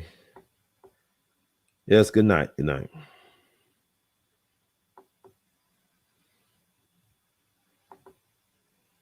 Other than music, wow. Well, about your health, that's another stuff. I'm not gonna talk about that, but even about what school is supposed to be about, school is not supposed to teach you knowledge itself. School is designed to teach you skills to help you navigate the system. The school is only responsible for teaching you reading, writing, and arithmetic. You learn who you are, your history. You learn from your people. You learn from your village, your family. If you don't learn that from your people, then you could be lost for a long time without purpose. Because really, knowledge itself is the key foundational thing for all things you pursue in life that can help substance, that you see success and achievement that's meaningful for you and your family and your descendants. So telling people that school is responsible for teaching who you are, this is what we've been misguided in. Because even with critical race theory, I'm critical of critical race theory, not because it may not, it's a good idea, I think, but it's the way they teach it. If you're teaching us to be victims all the time, then I have a problem with critical race theory. You should balance out with the victories as well as defeats. Like I talk about, in order to be a great winner in life, you got to learn how to be a great loser as well too. You got to accept defeat along with the victories. Like I always tell people, George Washington lost more battles than he won, yet he won the Revolutionary War. But if you taught him as a black man in critical race theory, he's a loser. He didn't win a war. If you taught it how they teach critical race theory, as far as I feel. So that's one thing that mislead us in.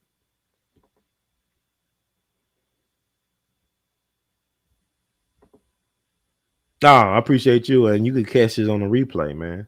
That's why we record this stuff, and I'm also backing up everything. Cause I said YouTube in the business of removing videos I did over 10 years ago for reasons of self harm or something like that. I'm still here 10 years later.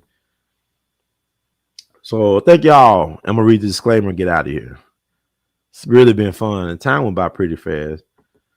And my neighbors, they trying to sleep. They got to go to work and all this stuff. So I'll be a good old neighbor, like a good neighbor. Ron Hurt is there. Okay. Read the disclaimer. Get on out. Na, na, na, na, na. Na, na, na, na.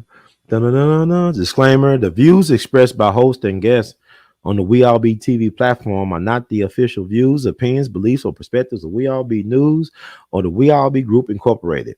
We All Be News is an organization that thoroughly believes in supplementing the information narrative that is usually supplied by the corporate news entities with those viewpoints and expressions which may be marginalized or ignored for a plethora of reasons. We are about informing the general public on alternative perspectives as it relates to news and information and letting the general public be the ultimate judge and decide on how to use said information. Informed citizens are responsible citizens. Thank you for your support. And thank you all. You have a great night. And know that the best is yet to come. And be safe, be productive, and above all things, be you. I got to be me. I got to be me. See how it works.